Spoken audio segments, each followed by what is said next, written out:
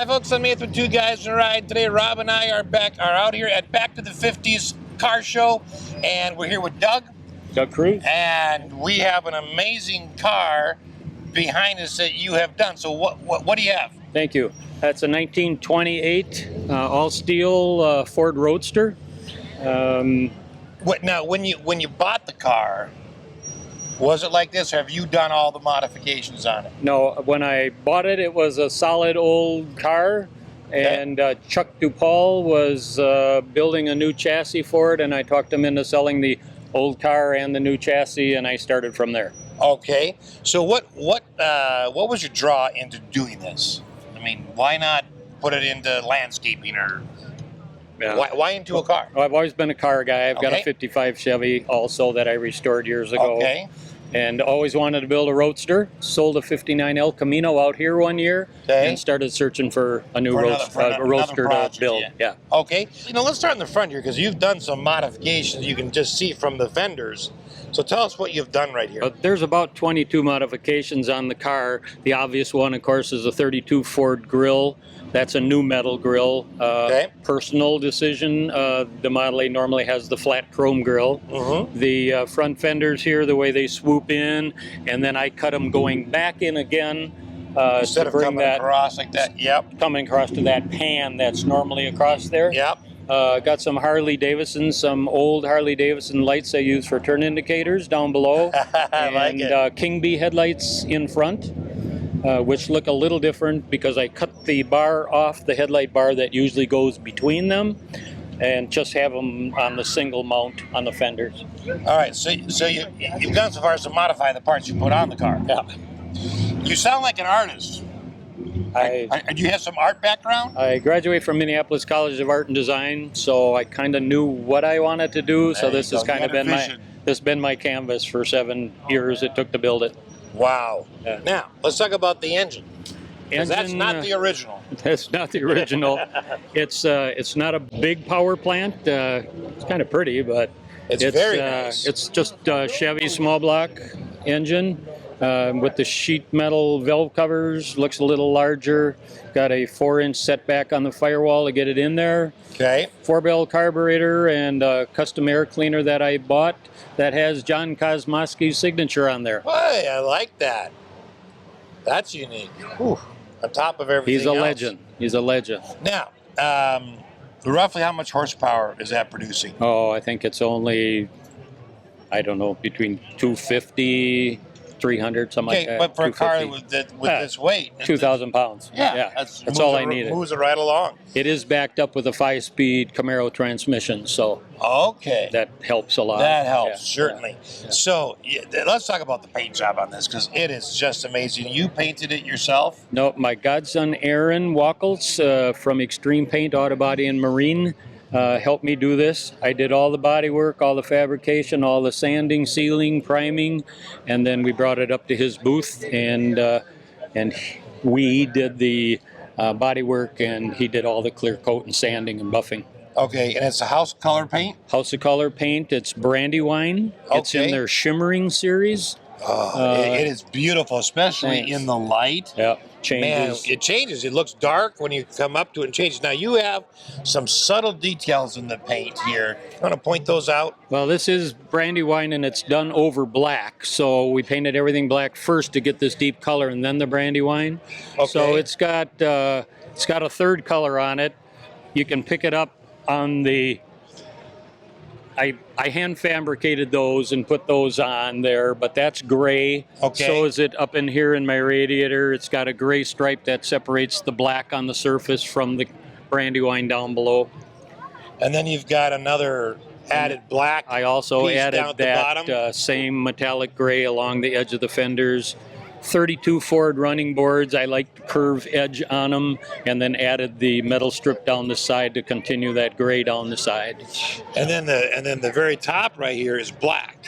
That's all black. Everything on the top of my radiator, the gas tank, the rumble seat, and trunk is all black. I personally just think it's a really nice tie-in to have that black at the very bottom and Thanks. gray. It's just very nice. That takes an artist's Yep. eye to do that. All right, so let's talk about the rumble seat for a minute. You've Okay. done some modifications to that. Rumble seat is pretty much stock as far as it was a rumble seat car. Right. So it had the hinges proper. Actually, they just changed the hinges, make it into a trunk or a rumble seat. But this car was produced as a rumble seat. Okay. And then I built a power rumble seat motor for it. Oh, that's nice. Oh, look at that. So you don't have to get out to set it up.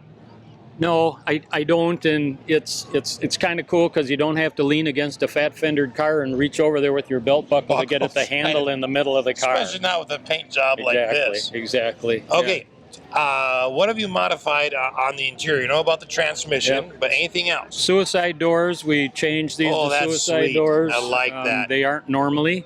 The seat itself and the interior was built by Paul Lovis at Rivertown Upholstery. Okay. He did the convertible top, the door panels, the seats he built actually out of plywood with the straps for furniture where you sit and the foam buildups and stuff. He did all of that, and my rumble seat.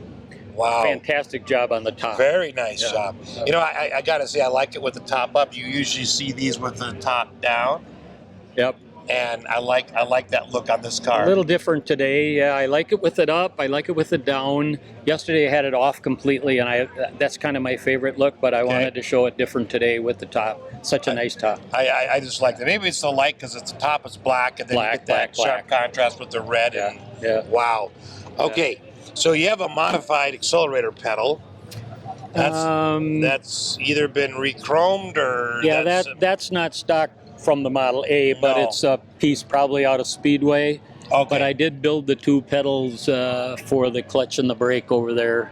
And I built the dash below the gas tank for my gauges and stuff because I'm still using that 11-gallon tank. Okay. So you can't drill through those and put your gauges in there very well. You'd have a little problem with that. It's a tilt steering wheel out of an older Trans Am that I picked up at Ace Auto Parts. Rob Cluck down there got that for me.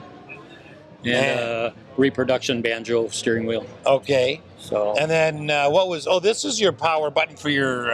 That's actually my choke. Oh, that's your choke right there. That's actually a choke. That bracket is there for something to turn on and off the gas or something on a Model A. Sure. And I left it. I did do some safety things here. This is a door lock that opens a pin that locks the suicide doors so that these on a small latch, the car doesn't twist and the doors open. That's not a good idea. No. So there's one for each side that opens Yep. and shuts the pins on the door. Oh. So. Okay. Yeah. Man, now underneath it's a built chassis. A new built chassis. Actually, it's a Model A chassis. But the guy who built the chassis doesn't like to box them because he gets rust inside, corrosion that you can't get at. Right. So he builds a unboxed Model A chassis with a chrome moly tube framing to support the weight of a bigger engine and car. Okay, but then you don't get the rust issues because you can get at everything. Got 9-inch Ford rear end, 5-speed Camaro transmission in the stock Model A axle and front end, except I did a disc brake conversion, so it's got disc brakes all the way around, coilovers, ladder bars, and then the 5-speed transmission. So, man. Yeah, the back fenders have been, I cut off 3 inches and then brought them up 6 inches and welded that 3-inch back on. They were meant to be mud flaps, and personally, just a personal thing, I liked it without that. I like it better without that too. That just looks really sharp. Recessed in the Minnesota 1928 license plate. Tail lights, I tried to do something a little different than just round pipes. Where was the license plate on the car? No, my wife bought a birdhouse and that was bent and that was the cover. Oh. at a swap meet someplace, and I said, yeah, well, the birdhouse is going away. So we straightened it out and just left it the color that it was and sanded the letters shiny. It works with the color of the car. It really does. Kind of, it's kind of for the rat rod guys too. Yeah. So I tried to get the exhaust extensions kind of the shape to match my tail lights and things like that. My tail lights are also into my custom bumper, so they light up on the side. I was asking you if those were functional or just visual. Oh man! Now, what about your rims? Rims are American Racing rims. Okay. Got those from Joy over at Norm's Tires. Okay. It's really nice service. You can bring your car over there. They'll try on all sorts of different size and tires and rims and stuff to figure out what's going to work best on your car, and then you can order what you want. Nice. So, yeah. It's nice to be able to visualize that, because sometimes it's hard to see it in your head. Absolutely. Man. Absolutely.